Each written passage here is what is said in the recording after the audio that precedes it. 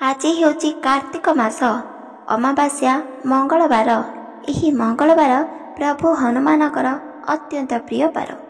ଏହି ମଙ୍ଗଳବାରରେ ଆପଣ ପ୍ରଭୁ ହନୁମାନଙ୍କର ମନ୍ତ୍ରକୁ ନିଶ୍ଚିତ ଭାବରେ ଶ୍ରବଣ କରନ୍ତୁ। ତାଦ୍ୱାରା ଆପଣଙ୍କର ଯେତେ ମଧ୍ୟ ବିପଦ ଥିବ ସବୁକିଛି କ୍ଷଣକରେ ନଷ୍ଟ ହୋଇପାରିବ। ପଞ୍ଚମୁଖୀ ପ୍ରଭୁ ଶ୍ରୀ ହନୁମାନଙ୍କର ମହାମନ୍ତ୍ରକୁ କେବଳ ଭାଗ୍ୟରେ ଥିଲେ ହିଁ ଶ୍ରବଣ କରିପାରିବେ। ସେଥିପାଇଁ ଆପଣମାନେ ହାତଛଡ଼ା କେବେ ବି କରନ୍ତୁ ନାହିଁ। କାର୍ତ୍ତିକ ମାସ ଯେହେତୁ ପୁଣ୍ୟର ମାସ, ଏହି ପୁଣ୍ୟର ମାସରେ ଆପଣମାନେ ପ୍ରଭୁ ହନୁମାନଙ୍କର ମହାମନ୍ତ୍ରକୁ ନିଶ୍ଚିତ ଭାବରେ 21 ଥର ଶ୍ରବଣ କରନ୍ତୁ।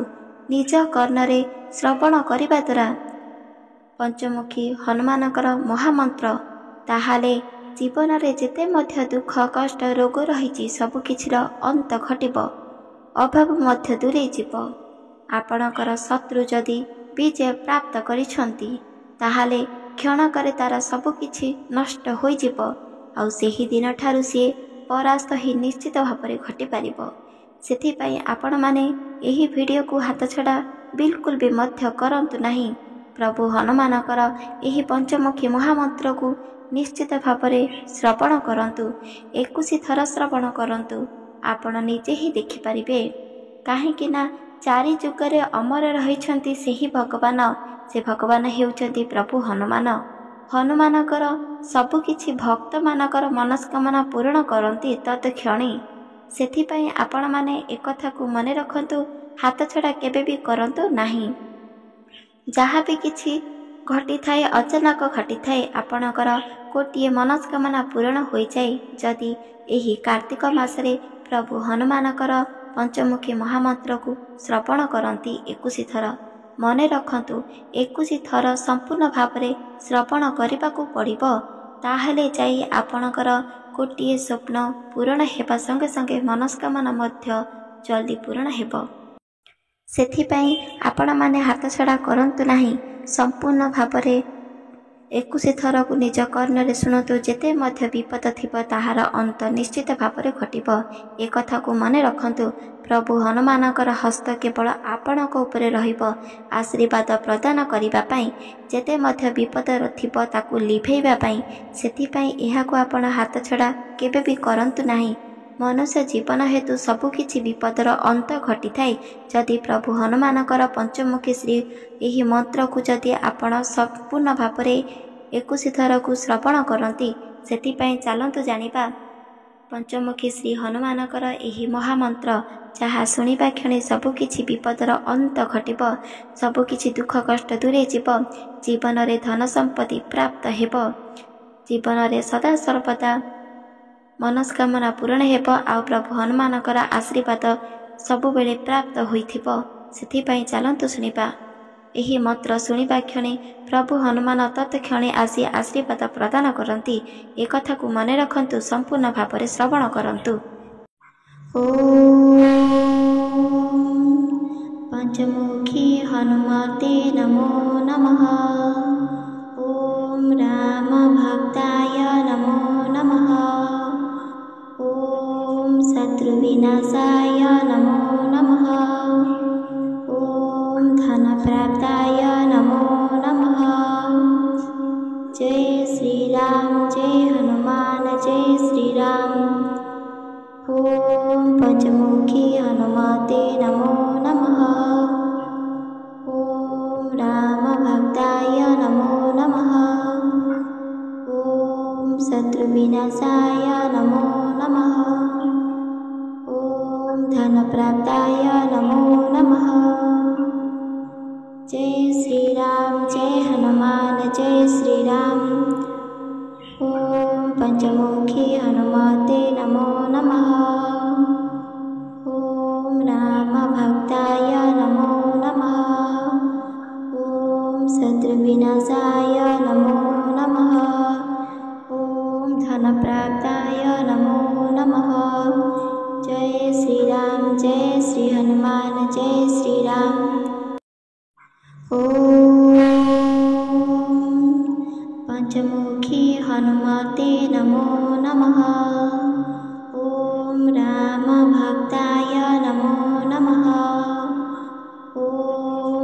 शत्रुविनाशाय नमो नमः। ॐ धनप्राप्ताय नमो नमः। जय श्री राम, जय हनुमान, जय श्री राम। ॐ पंचमुखी हनुमते नमो नमः। ॐ रामभक्ताय नमो नमः। ॐ शत्रुविनाशाय नमो नमः। ॐ धनप्राप्ताय नमो नमः। जय श्री राम, जय हनुमान, जय श्री राम। ॐ पंचमुखी हनुमते नमो नमः। ॐ रामभक्ताय नमो नमः। ॐ शत्रुविनाशाय नमो नमः। ॐ धनप्राप्ताय नमो नमः। जय श्री राम, जय श्री हनुमान, जय श्री राम। ॐ पंचमुखी हनुमते नमो नमः। ॐ रामभक्ताय नमो नमः। ॐ शत्रुविनाशाय नमो नमः। ॐ धनप्राप्ताय नमो नमः। जय श्री राम, जय हनुमान, जय श्री राम। ॐ पंचमुखी हनुमते नमो नमः। ॐ रामभक्ताय नमो नमः। ॐ शत्रुविनाशाय नमो नमः। ॐ धनप्राप्ताय नमो नमः। जय श्री राम, जय हनुमान, जय श्री राम। ॐ पंचमुखी हनुमते नमो नमः। ॐ रामभक्ताय नमो नमः। ॐ शत्रुविनाशाय नमो नमः। ॐ धनप्राप्ताय नमो नमः। जय श्री राम, जय श्री हनुमान, जय श्री राम। ॐ पंचमुखी हनुमते नमो नमः। ॐ रामभक्ताय नमो नमः। ॐ शत्रुविनाशाय नमो नमः। ॐ धनप्राप्ताय नमो नमः। जय श्री राम, जय हनुमान, जय श्री राम। ॐ पंचमुखी हनुमते नमो नमः। ॐ रामभक्ताय नमो नमः। ॐ शत्रुविनाशाय नमो नमः। ॐ धनप्राप्ताय नमो नमः। जय श्री राम, जय हनुमान, जय श्री राम। ॐ पंचमुखी हनुमते नमो नमः। ॐ रामभक्ताय नमो नमः। ॐ शत्रुविनाशाय नमो नमः। ॐ धनप्राप्ताय नमो नमः। जय श्री राम, जय श्री हनुमान, जय श्री राम। ॐ पंचमुखी हनुमते नमो नमः। ॐ रामभक्ताय नमो नमः। ॐ शत्रुविनाशाय नमो नमः। ॐ धनप्राप्ताय नमो नमः। जय श्री राम, जय हनुमान, जय श्री राम। ॐ पंचमुखी हनुमते नमो नमः। ॐ रामभक्ताय नमो नमः। ॐ शत्रुविनाशाय नमो नमः। ॐ धनप्राप्ताय नमो नमः। जय श्री राम, जय हनुमान, जय श्री राम। ॐ पंचमुखी हनुमते नमो नमः। ॐ रामभक्ताय नमो नमः। ॐ शत्रुविनाशाय नमो नमः। ॐ धनप्राप्ताय नमो नमः। जय श्री राम, जय श्री हनुमान, जय श्री राम। ओम पंचमुखी हनुमते नमो नमः। ओम राम भक्ताय नमो नमः। ओम शत्रुविनाशाय नमो नमः। ओम धनप्राप्ताय नमो नमः। जय श्री राम, जय हनुमान, जय श्री राम।